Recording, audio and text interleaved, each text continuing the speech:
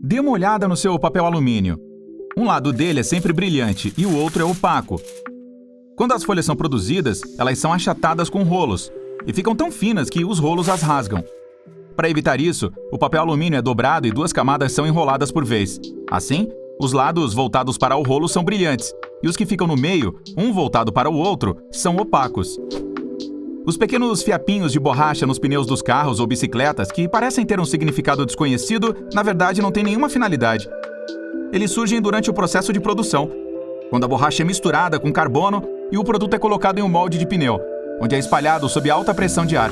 Para fazer um bom pneu, a borracha deve cobrir a superfície completamente. Mas tem um problema: bolhas de ar podem se formar entre o molde e a borracha. Para garantir que isso não ocorra e que aconteça um escape de ar extra, o molde tem pequenos orifícios por toda parte. Um pouco de borracha penetra ali e quando o pneu está pronto, a borracha que entra nesses buraquinhos se transforma nesses pequenos fiozinhos. Ninguém se incomoda a ponto de removê-los porque isso exigiria mais tempo e esforço e esses fios não fazem mal. Aqueles pequenos pontinhos pretos nos vidros dianteiros dos carros não estão ali só para dar um design sofisticado. Eles são chamados de fritas e tornam a superfície do para-brisa mais áspera para que a cola possa aderir melhor e fixá-lo na estrutura do veículo.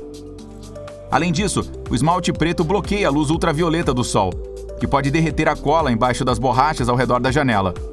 O problema é que a faixa preta aquece mais rápido do que o vidro transparente. Então, os minúsculos pontos ajudam a distribuir uniformemente a temperatura.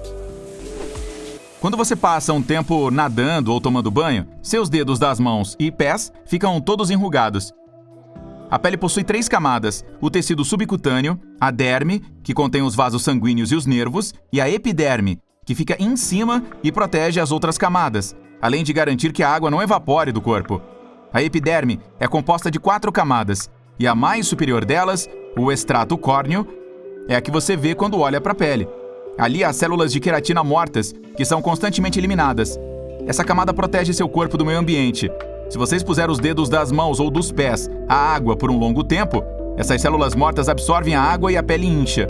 Uma vez que estão presas ao tecido, as rugas parecem compensar o aumento da superfície da camada externa. Isso não acontece com o resto do seu corpo, pois os dedos dos pés e das mãos têm a camada mais espessa dessas células de queratina, por serem as partes do corpo mais expostas a danos. Tente falar com a sua voz normal quando estiver chorando e provavelmente não irá funcionar. A voz muda consideravelmente e mesmo as pessoas que não conseguem te ver percebem que algo está errado. O problema é que as lágrimas causam alterações no trato vocal, criando vários problemas nele que são quase impossíveis de dominar, mesmo se tentarmos. A mandíbula fica tensa, a laringe sobe e a voz fica mais aguda. As cordas vocais incham e não conseguem funcionar corretamente no momento. Os seios da face também incham e o som fica anasalado. As conchas do mar têm o som do oceano. Desculpe ter que dizer, mas isso não é verdade. A forma da concha amplifica todos os ruídos ao seu redor e você os ouve de forma mais distinta, uma vez que estão concentrados em um só lugar. O ar que entra na concha se choca com as superfícies internas e ressoa por dentro. O efeito sonoro depende da forma e do tamanho dela. Se ela for grande, o ar circula por mais tempo e a inclinação é mais baixa do que em uma menor. Fundos verdes são comumente usados na produção de filmes e vídeos para efeitos visuais. A resposta mais simples para isso é divertida e simples. As pessoas não são verdes.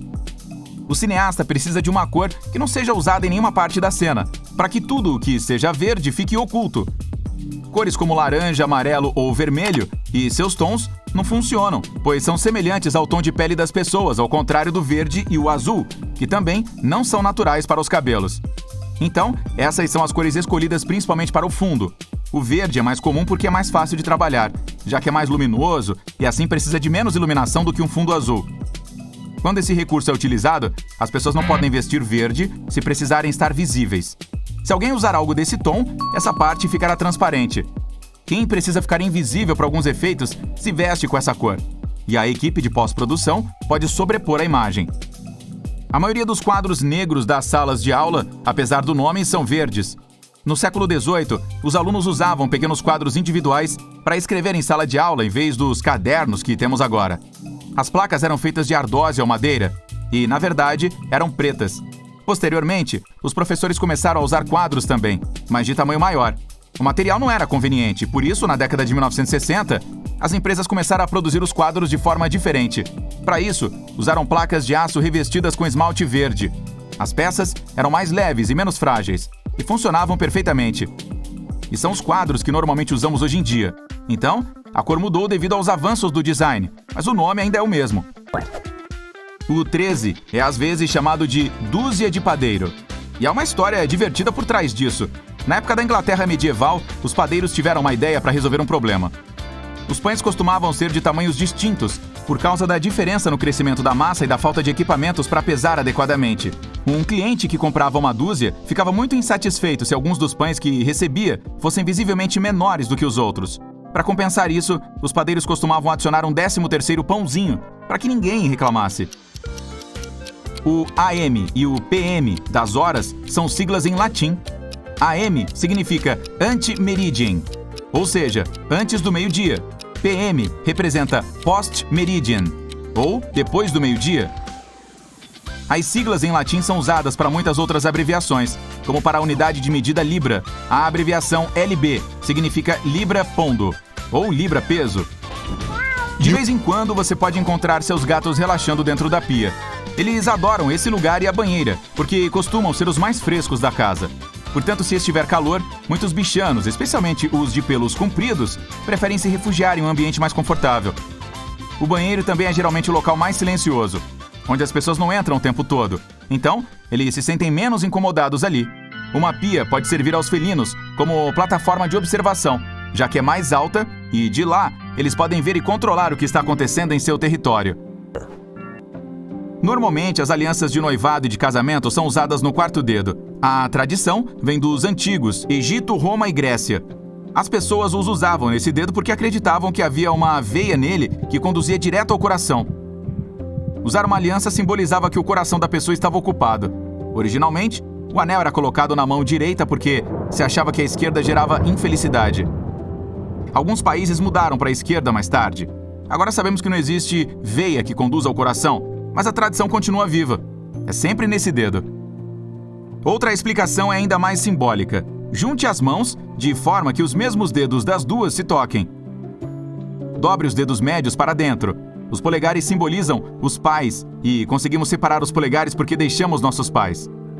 Os indicadores representam os irmãos e somos capazes de separá-los porque temos vidas distintas. Os mindinhos simbolizam o casal e os filhos. Também é possível separá-los, porque os filhos vão embora. Os dedos anelares representam os dois parceiros. Tente separá-los.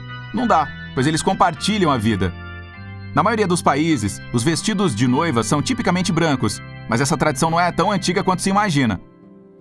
Até no século XIX, eles eram de qualquer cor aleatória. Basicamente, a noiva apenas usava o seu melhor vestido. Como regra, não eram brancos, pois naquela época não havia água corrente e o branco não era uma cor prática. Ela também foi associada ao luto. As mulheres reais geralmente se casavam de vermelho. Isso até 1840, quando a rainha Vitória se casou com um vestido branco. No início, os aristocratas desaprovaram o gesto, mas menos de uma década depois, o branco se tornou amplamente aceito, pois era associado à pureza e à inocência.